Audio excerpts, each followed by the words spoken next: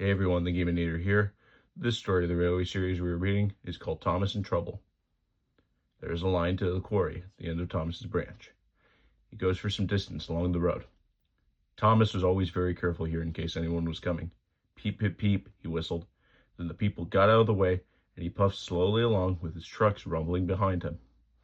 Early one morning there was no one on the road, but a large policeman was sitting on the grass close to the line. He was shaking a stone from his boot. Thomas liked policemen. He had been a great friend of the constable who used to live in the village, but he had just retired. Thomas expected that the new constable would be friendly too. Peep, peep, he whistled. Good morning. The policeman jumped and dropped his boot. He scrambled up and hopped around on one leg till he was facing Thomas. Thomas was sorry to say that he didn't look friendly at all. He was red in the face and very cross. The policeman wobbled about, trying to keep his balance. Disgraceful, he spluttered. I didn't sleep a wink last night. It was so quiet. Now engines come whistling suddenly behind me. My first day in the country, too. He picked up his boot and hopped over to Thomas.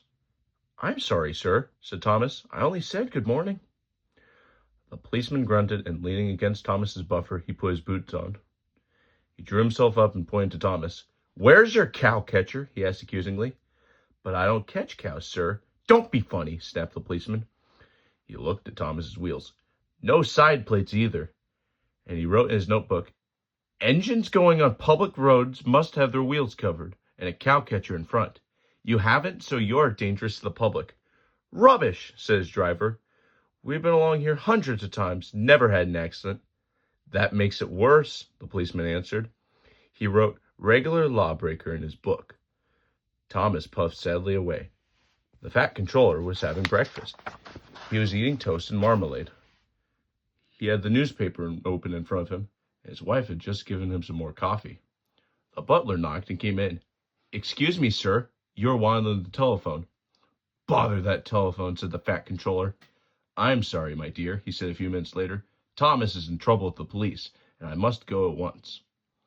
He gulped down his coffee and hurried from the room. At the junction, Thomas's driver told the fat controller what had happened. Dangerous to the public, indeed. We'll see about that. And he climbed grimly into Annie the coach. The policeman was on the platform at the other end. The fat controller spoke to him at once, and a crowd gathered to listen. Other policemen came to see what was happening. The fat controller argued with them, too. But it was no good. The law is the law, they said, and we can't change it. The fat controller felt exhausted. He mopped his face. I'm sorry, driver, he said. It's no use arguing with policemen. We'll have to make those cow-catcher things for Thomas, I suppose. Everyone will laugh, sir, said Thomas sadly. They'll say I look like a tram. The fat controller stared. Then he laughed. Well done, Thomas. Why didn't I think of it before? We want a tram engine. When I was on my holiday, I met a nice little engine called Toby. He hasn't enough work to do and needs a change. I'll write to his controller at once. A few days later, Toby arrived.